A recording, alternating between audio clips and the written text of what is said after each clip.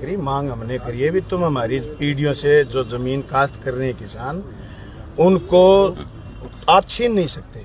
हमने तो कलेक्टर को कहा है आप जमीन कतई नहीं छीन सकते। ये कह रहे हैं कि जमीन तो ये 2011 में ही भारत सरकार की होगी। अरे जब कस्टोडियन भूमि घोषित हुई तो उसमें नाम भारत सरकार दर्ज हुआ, फिर राजस्थान सरकार दर्ज हुआ, लेकिन सवाल ये है कि कस्टोडियन भूमि पर जो लोग काश्त करते हैं उसके समय समय पर आदेश निकले हैं कि उन लोगों को खातेदारी पट्टे दिए जाएं। अब जो लोग भोले भाले सीधे साधे किसान हैं उन लोगों को इन्होंने न तो कभी नोटिस दिया और ने कभी ये बताया कि आओ भाई तुम अगर फाइल लगाओगे तो आप हमें रुपए जमा कराओगे तो आपको खातेदारी दे देंगे।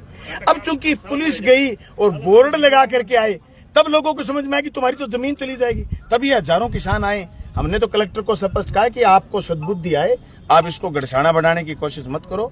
1970 का किसान आंदोलन राजस्थान का आज भी इबारतों में लिखा हुआ है। 12 लोगों की कुर्बानी के बाद भी 1 इंच जमीन नीलाम नहीं होनी दी राजस्थान के किसान ने।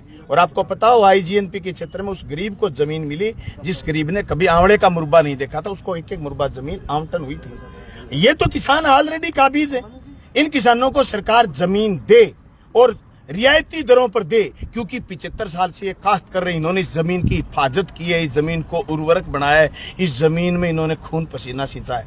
लेकिन काश्तकारों की, किसानों की मांगों को ध्यान में रखते हुए सरकार अहम और बहम पाड़ने की बजाय खातेदारी का हक प्रदान करे, न कि किसान की जमीन लूटने का दुस्साहस करे। ठीक है सर।